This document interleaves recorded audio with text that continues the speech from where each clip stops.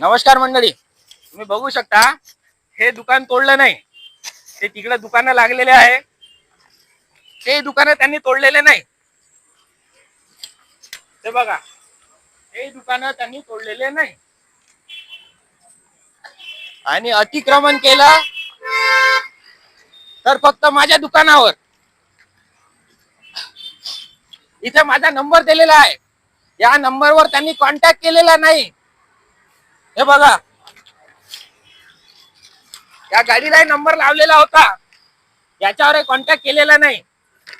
त्यांनी सरळ अतिक्रमण केलं बेकायदेशीररित्या.